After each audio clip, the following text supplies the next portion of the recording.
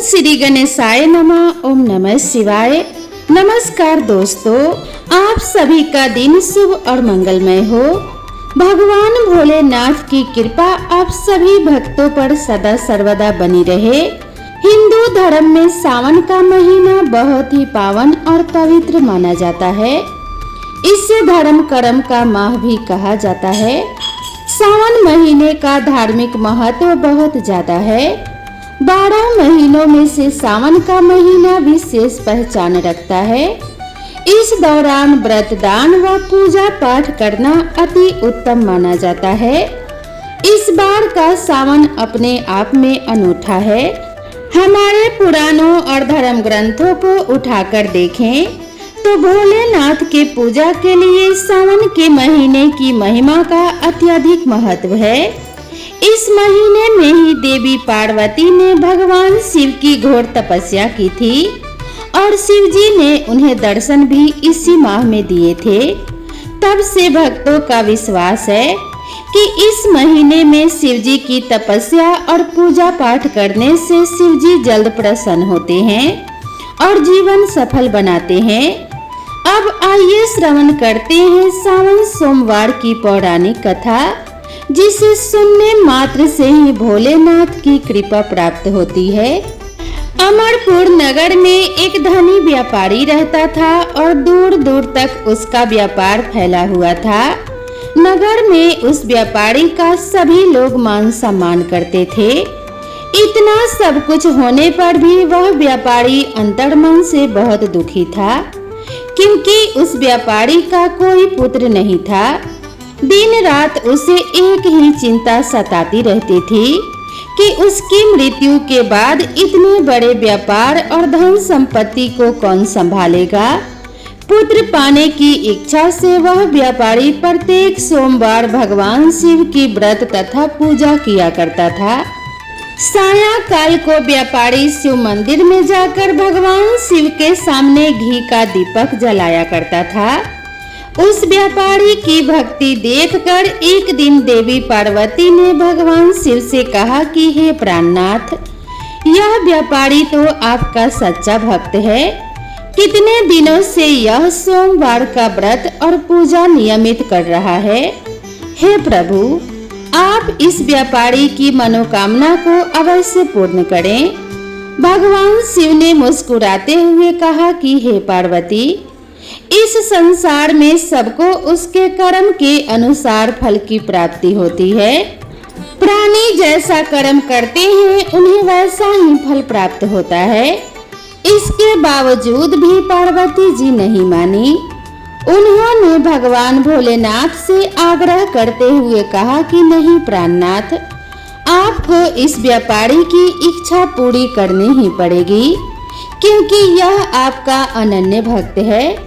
प्रत्येक सोमवार आपका विधिवत व्रत रखता है और पूजा अर्चना के बाद आपको भोग लगाकर ही एक समय भोजन ग्रहण करता है। आपको इससे पुत्र प्राप्ति का वरदान देना ही होगा। देवी पार्वती का इतना आग्रह देखकर भगवान शिव ने कहा कि हे देवी, तुम्हारे आग्रह पर मैं इस व्यापारी को पुत्र प्राप्ति का वरदान देता हूँ, लेकिन इसका पुत्र 16 वर्ष से अधिक जीवित नहीं रहेगा। उसी रात भगवान शिव ने स्वप्न में उस व्यापारी को दर्शन देकर उसे पुत्र प्राप्ति का वरदान दिया और उसके पुत्र के 16 वर्ष तक जीवित रहने की बात भी बताई। भगवान के वरदान से व्यापारी को खुशी तो हुई, लेकिन पुत्र की अल्पायु होने की चिंता ने उस खुशी को नष्ट कर दिया। व्यापारी पहले की तरह ही सोमवार का विधिवत व्रत करता रहा। कुछ महीने पश्चात उसके घर अति सुंदर पुत्र का जन्म हुआ। पुत्र जन्म से व्यापारी के घर में खुशियां भर गई। बहुत ही धूमधाम से पुत्र का जन्म समारोह मनाया गया। व्यापारी को पुत्र जन्म की अधिक खुशी नहीं हुई, क्योंकि उसे पुत्र की अल्पायु के रहस्य का पता था। उस व्यापारी के अलावा यह रहस्य घर में किसी को मालूम नहीं था। विद्वान ब्राह्मणों ने उस पुत्र का नाम अमर रखा। जब अमर 12 वर्ष का हुआ तो शिक्षा प्राप्ति के लिए उसे वाराणसी भेजने का निश्चय हुआ। व्यापारी ने अमर के मामा दीपचंद को बुलाया और कहा कि अमर को शिक्षा प्राप्त करने के लिए वाराणसी छोड़ आओ। अमर अपने मामा के साथ शिक्षा प्राप्त करने के लिए चल दिया। रास्ते में जहाँ भी अमर और दीपचंद रात्रि विश्राम के लिए ठहरते वहीं यज्ञ करते और ब्राह्मणों को दान दक्षिणा देते और भोजन कराते थे। लंबी यात्रा के बाद अमर और दीपचंद एक नगर में पहुँचे। उस नगर के राजा की कन्या के विवाह के खुशी में पूरे नगर को सजाया गया। निश्चित समय पर बारात आ गई, लेकिन वर का पिता अपने बेटे के एक आंख से काने होने के कारण बहुत चिंतित था। उसे इस बात का भय सता रहा था कि राजा को इस बारे में पता चल गया तो कहीं वह विवाह से इनकार न कर दे और इससे उसकी काफी बदनामी होगी। वर के पिता ने अमर को देखा तो उसके मस्तिष्क में एक विचार आया। उसने सोचा क्यों न इस लड़के को दूल्हा बनाकर राजकुमारी से विवाह करा दूं। विवाह के बाद इसको धन देकर विदा कर दूंगा और राजकुमारी को अपने नगर में ले जाऊंगा। वर के पिता ने इसी संबंध में अमर और दीपचंद से बात की। दीपचंद ने धन मिलने के लालच में वर के पिता की बात स्वीकार कर ली। अमर को दूल्हे के वस्त्र पहनाकर राजकुमारी चंद्रिका से विवाह करा दिया गया। राजा ने बहुत सा धन देकर राजकुमारी को विदा किया। अमर जब लौट रहा था तो सच नहीं छिपा सका और उसने राजकुमारी की ओढ़नी पर लिख दिया कि राजकुमारी चंद्रिका, तुम्हारा विवाह तो मेरे साथ हुआ था, लेकिन मैं तो वाराणसी में शिक्षा प्राप्त करने जा रहा हूँ। अब तुम्हें जिस नवयुवक की पत्नी बनना पड़ेगा वह एक आंख से काना है। अब राजकुमारी ने अपने ओढ़नी पर लिखा हुआ देखा और उसे पढ़ा तो उसने काने लड़के के साथ जाने से इनकार कर दिया। जब राजा को जानकारी मिली कि काने राजकुमार के साथ उसकी पुत्री का विवाह नहीं हुआ है तो राजकुमारी को महल में रख लिया। उधर अमर अपने मामा दीपचंद के साथ वाराणसी पहुंच गया। अमर ने गुरुकुल में पढ़ना शुरू कर दिया। जब अमर की आयु 16 वर्ष की पूरी हुई तो उसने एक यज्ञ किया।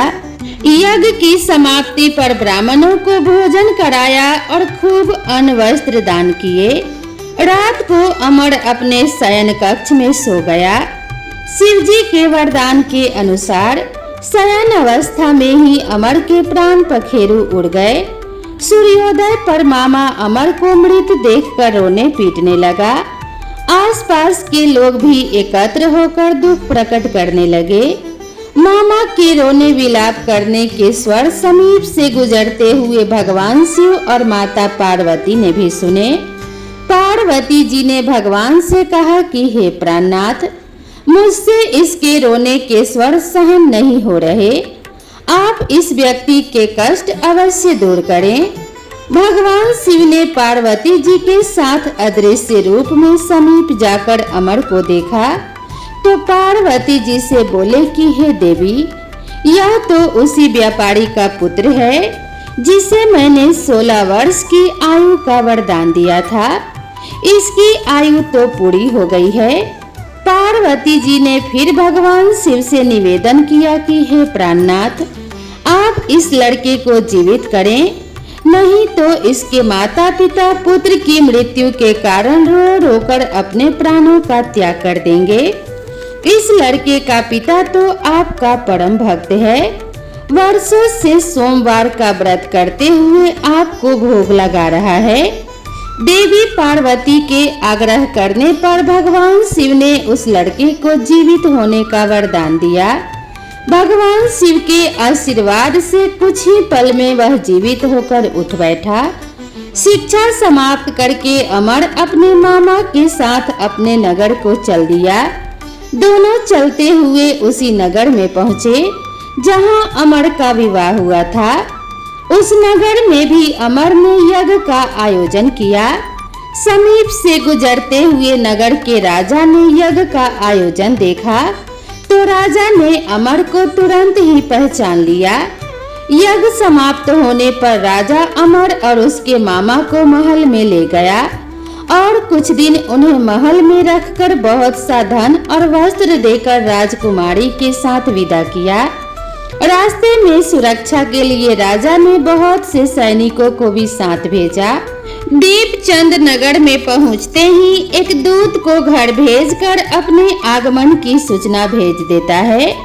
अपने बेटे अमर के जीवित वापस लौटने की सूचना से व्यापारी बहुत प्रसन्न हुआ। व्यापारी ने अपने पत्नी के साथ स्वयं को एक कमरे में बंद कर रखा था। भूखे प्यासे रहकर व्यापारी और उसकी पत्नी बेटे की प्रतीक्षा कर रहे थे। उन्होंने प्रतिज्ञा कर रखी थी कि यदि उन्हें उनके बेटे की मृत्यु का समाचार मिला तो दोनों अपने प्राणों का त्याग कर देंगे। व्यापारी अपनी पत्नी और मित्रों के साथ नगर के द्वार पर पहुंचा। अपने बेटे के विवाह का समाचार सुनकर और पुत्रवधू राजकुमारी चंद्रिका को देखकर व्यापारी की खुशी का कोई ठिकाना न रहा। उसी रात भगवान शिव ने व्यापारी के सपने में आकर कहा कि हे श्रेष्ठी, मैंने तेरे सोमवार व्रत के करने के कारण और व्रत कथा सुनने से प्रसन्न होकर तेरे पुत्र को लंबी आयु प्रदान की है। भगवान शिव की बातें सुनकर व्यापारी सपने में ही बहुत प्रसन्न हुआ। सोमवार का व्रत करने से व्यापारी के घर में खुशियां लौट आई।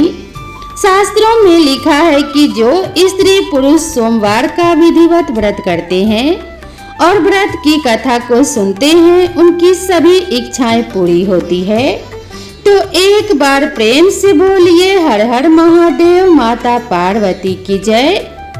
अब आइए श्रवण करते हैं भोलेनाथ की दुर्लभ कथा। यह कथा शिव पुराण में वर्णित है।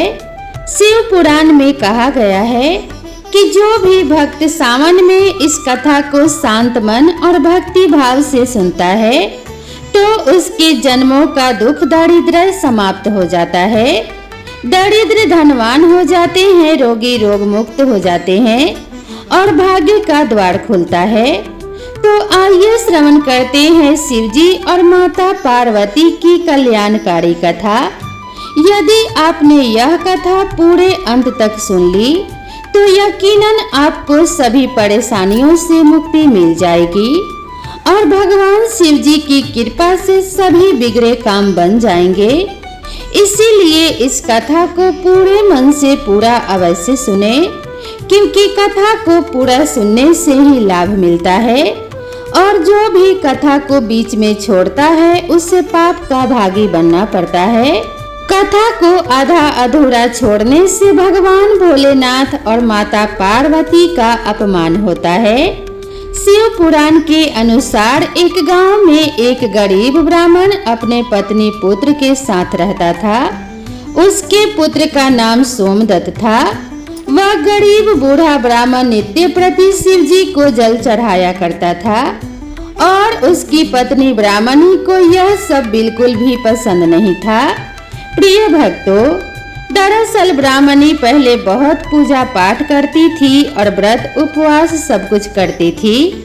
इतना सब कुछ करने के बाद भी उसकी गरीबी दूर नहीं हो रही थी।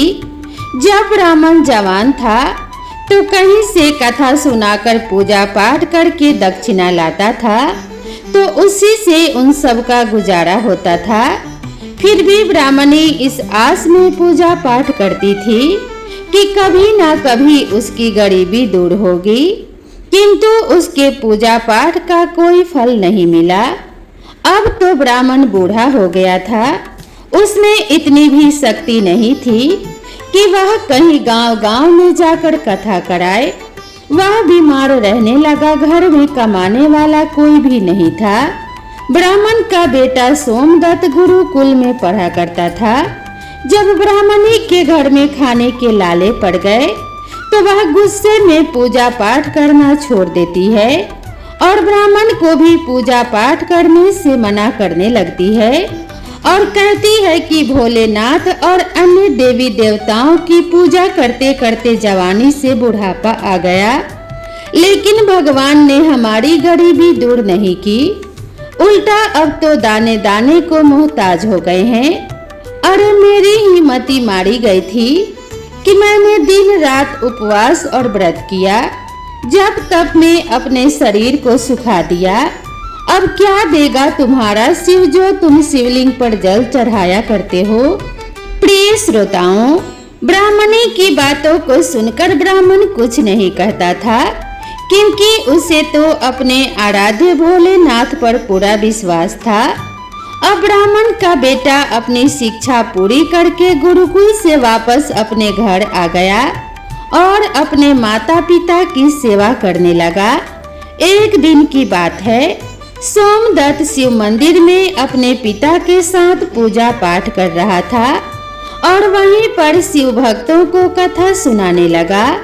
वह कहता है कि जो भक्त भगवान शिव की कथा को सुनते हैं, उनके मन में जो इच्छा रहती है, भोलेनाथ उनकी मनोकामना अवश्य पूरी करते हैं। प्रिय श्रोताओं, सोमदत्त की यह सब बातें मंदिर में पूजा करने आए उसी राज्य के राजा ने सुन लिया। उसे यह बात बहुत ही अच्छी लगी। उसने सोमदत्त को अपने यहाँ राजकुमारी को कथा सुनाने के लिए नौकरी पर रख लिया। अब सोमदत्त प्रतिदिन राजा की बेटी को कथा सुनाने जाया करता था। वहाँ से दक्षिणा में जो भी मिलता, उसमें ही वह अपने परिवार का पालन पोषण करने लगा। इस पर भी ब्राह्मणी खुश नहीं थी। उसने कहा, मुझे अपने बच्चे के भविष्य की चिंता है। हमारा जीवन तो जैसे तैसे कट गया, लेकिन मेरे पुत्र का जीवन अभी बाकी है। हमारे मरने के बाद उसका क्या होगा। हमारी भक्ति पूजा पाठ का फल लगता है कभी नहीं मिलेगा। क्या भोलेनाथ को मेरा दुख दिखाई नहीं देता।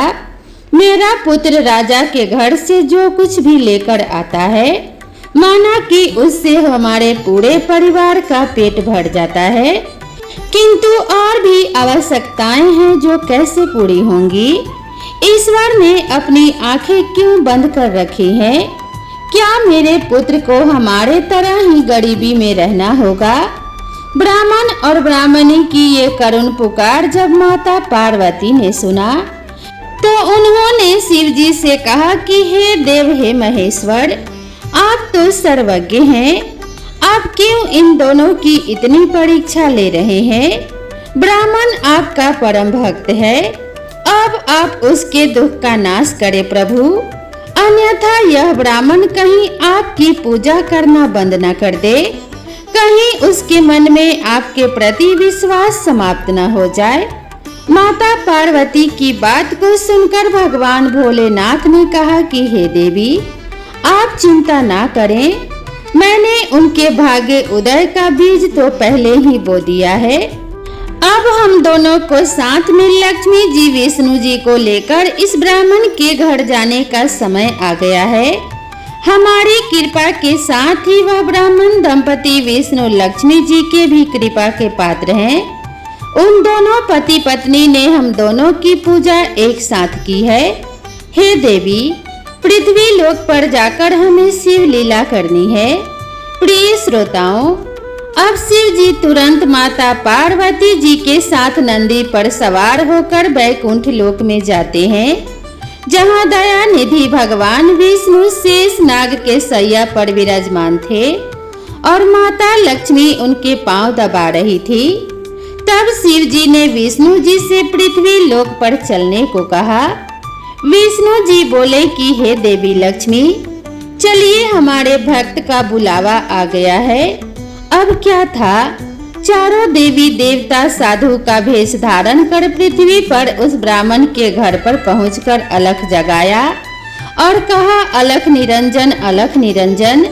घर में से बूढ़ा ब्राह्मण निकला और उसने उन्हें प्रणाम किया। तो उन साधु भेषधारी भगवान विष्णु और शिव जी ने कहा, हम रात्रि में आपके घर पर विश्राम करना चाहते हैं।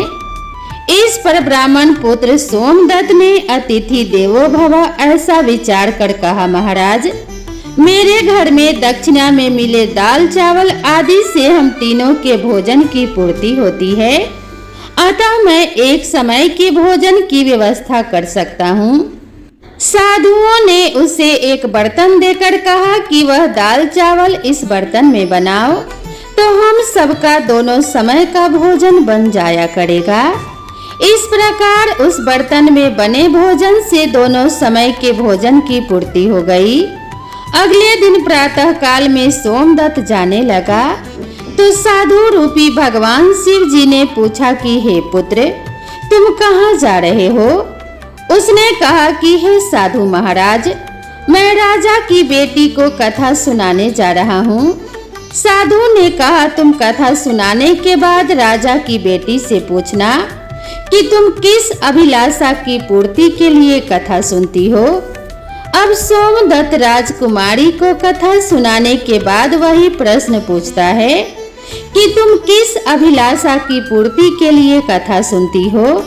राजा की लड़की ने कहा, मैं इस अभिलाषा से कथा सुनती हूँ कि मुझे ऐसा वर मिले जिसकी चर्चा सभी लोग करें, उसके माथे पर चांद और सूरज की रोशनी हो तथा वह भाग्य का ऐसा धनी हो कि उसके कदमों में लक्ष्मी थिरकती हुई हो तथा ऐसी बारात हो जैसी किसी ने अब तक नहीं देखी हो। प्रिय श्रोताओं, अब वापस आकर सोमदत्त ने राजकुमारी की सारी बातें साधुओं को बताई।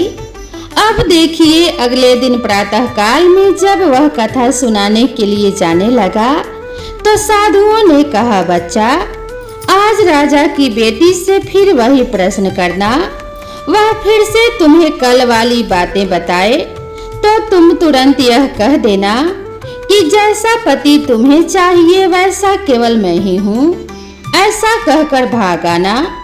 सोमदत्त ने कहा कि हे साधु महाराज, कहाँ मैं एक गरीब ब्राह्मण जिसका घर उसकी दी हुई दक्षिणा पर चलता है, और कहाँ वह राजा की पुत्री। राजा मुझे और मेरे परिवार को मृत्यु दंड देकर मौत के घाट उतार देगा, अतः मैं ऐसा नहीं करूँगा। साधु ने कहा कि ठीक है, हम अभी तुम्हारे परिवार को श्राप से भस्म किए देते हैं। सोमदत्त पहले ही उनके चमत्कार से डरा हुआ था। उसने सोचा कि राजा तो बाद में मृत्यु दंड देगा, यह तो अभी अपने श्राप से भस्म कर देंगे। अतः साधुओं को आश्वासन देकर कथा सुनाने के लिए सोमदत्त चला गया। कथा सुनाने के बाद सोमदत्त ने कहा, राजकुमारी कल जो आपने बात बताया था उसके अनुसार जैसा वर तुम्हें चाहिए वैसा वर मैं ही हूँ। ऐसा कहकर तुरंत वहां से सोमदत्त भाग गया। राजा की पुत्री को एकदम आघात पहुंच गया। उसने दासी के द्वारा अपने पिताजी को बुलाकर सब बात बताई। राजा ने आश्वासन दिया कि उस उदंड ब्राह्मण को उसकी सजा जरूर मिलेगी। राजा ने तुरंत अपने मंत्रियों से विचार विमर्श किया। एक वरिष्ठ मंत्री ने कहा, महाराज उसने अपराध तो फांसी दिए जाने वाला ही किया है, परंतु वह एक ब्राह्मण है, उसे फांसी देने पर एक ब्राह्मण की हत्या का पाप लगेगा। कुछ ऐसा किया जाए कि वह दंडित भी हो जाए और ब्राह्मण हत्या का पाप भी ना लगे। काफी विचार विमर्श करने के बाद तय हुआ कि शादी का निमंत्रण पत्र कुछ शर्तों के साथ भिजवाया जाए। राजा ने शर्तों वाला निमंत्रण पत्र लिखकर अपने नौकर के हाथ सोमदत्त के पिता के पास भिजवा दिया। उधर सोमदत्त ने घर पहुंचकर साधुओं को बताया कि आपके कहे अनुसार कहने पर राजकन्या बहुत क्रोधित हो गई। अब शीघ्र ही फांसी का संदेश पहुंचने वाला है। कुछ समय बाद नौकर निमंत्रण पत्र लेकर वहां पर पहुंच गया। साधुओं ने नौकर को सम्मान सहित बिठाकर सोमदत्त को निमंत्रण पत्र पढ़कर सुनाने को कहा। पत्र इस प्रकार था, अर्थात पत्र पर लिखा था कि हे ब्राह्मण पुत्र, हमें तुम्हारा शादी का प्रस्ताव मंजूर है। परंतु साथ साथ हमारी कुछ शर्तें भी है। हमारे द्वारा सभी शर्तें पूरी करने पर हम अपनी कन्या का विवाह तुम्हारे साथ कर देंगे। शर्तें पूरी ना होने पर तुम्हें तुम्हारे परिवार सहित फांसी दे दी जाएगी। शर्त इस प्रकार से है। पहली शर्त यह है कि बारातियों के ठहरने वाले सभी बारात घर तथा बनाए गए सभी तंबू बारातियों से भरे होने चाहिए। कोई भी तंबू खाली नहीं रहना चाहिए। दूसरी शर्त, बाराती के आतिथ्य सत्कार में बनाई गई सभी खाद्य सामग्री उपयोग होनी चाहिए और कुछ भी बचना नहीं चाहिए। तीसरी शर्त यह है, बारात ऐसी अद्भुत आनी चाहिए जिसकी प्रशंसा हर व्यक्ति के जबान पर हो। बारात आने पर यदि कोई भी शर्त अधूरी होगी तो बारात में आने वाले सभी बारातियों को फांसी दे दी जाएगी। पत्र पढ़कर सोमदत्त डर से कांपने लगा। साधुओं ने कहा, तुम डरो नहीं, नौकर को भोजन खिलाकर पत्र का उत्तर देकर विदा करो और पत्र में लिखो कि आप विवाह की तैयारी करें, हम बारात लेकर आ रहे हैं। नौकर को भोजन में दाल भात परोसा गया, लेकिन भगवान शिव की कृपा से नौकर की थाली में 36 प्रकार का भोजन बन गया। विदाई में साधुओं ने साधु के वेश में जो भोलेनाथ और भगवान विष्णु जी थे, उस नौकर को मुट्ठी भर धुनी की राख पत्र देकर विदा किया। बाहर आकर नौकर ने देखा कि वह राख नहीं हीरे मोती हैं। वह बहुत खुश हुआ। राजा ने सकारात्मक उत्तर प्राप्त होने पर विचार किया कि वह गरीब ब्राह्मण किसके भरोसे ऐसा कर रहा है। क्या कोई दुश्मन राजा उसका साथ दे रहा है? यही सोचकर राजा ने शहर के तमाम बारात घर सजवा दिए और अनेकों तंबू लगवा दिए। राजा का विश्वास था कि अधिक आदमी न आने के कारण वह शर्त हार जाएगा। सोमदत्त अपनी बारात में चलने के लिए जिसे भी कहता वही उससे यह कहकर मना कर देता कि नहीं, तुम्हारा तो अंतिम समय आ गया है, हम बारात में तुम्हारे साथ मरने के लिए क्यों जाएं? ऐसी बात सुनकर वह बहुत ही परेशान था। शादी वाले दिन सोमदत्त को परेशान देखकर साधुओं ने कहा, पुत्र, आज तुम्हारा विवाह है और तुम परेशान हो रहे हो, तैयार होकर हमारे साथ चलो। तुम किसी भी बात की चिंता मत करो, हम तुम्हारे साथ हैं। सोमदत्त ने भाग्य में जो लिखा है वही होगा, यही सोचकर तैयार होकर साधुओं के साथ चल दिया। भगवान शिव जी ने इस बारात में चलने के लिए सभी देवताओं को मनुष्य रूप में आमंत्रित कर दिया तथा भूत प्रेत व अनेक गणों को भी शादी में बुला लिया, जिसके कारण सभी बारात घर लगाए गए सभी तंबू भर गए। इसके बाद भी कुछ बाराती बिना तंबू के रह गए। राजा के पास सूचना भिजवाई गई कि बारातियों के ठहरने का और प्रबंध कराया जाए। सूचना मिलने पर राजा ने विचार किया कि कहां से इतने बाराती आ गए हैं, चलकर देखना चाहिए। फिर क्या था, राजा तुरंत वहां पहुंचा। राजा को आया देखकर शिवजी ने शुक्र व शनि जी को बच्चे के रूप में बनाकर भूख के कारण रुला दिया। राजा ने 2 बच्चों को रोते हुए देखकर पूछा कि यह बच्चे क्यों रो रहे हैं। साधु बने शिवजी ने कहा, इन्हें भूख लगी है राजन। राजा ने उन बच्चों को खाना खिलाने के लिए भेज दिया। कुछ समय बाद राजा के कर्मचारी ने आकर बताया, महाराज, दोनों बच्चे तो सारा का सारा भोजन खा गए और फिर भी भूख भूख चिल्ला रहे हैं। ऐसा सुनकर राजा बहुत परेशान हुआ।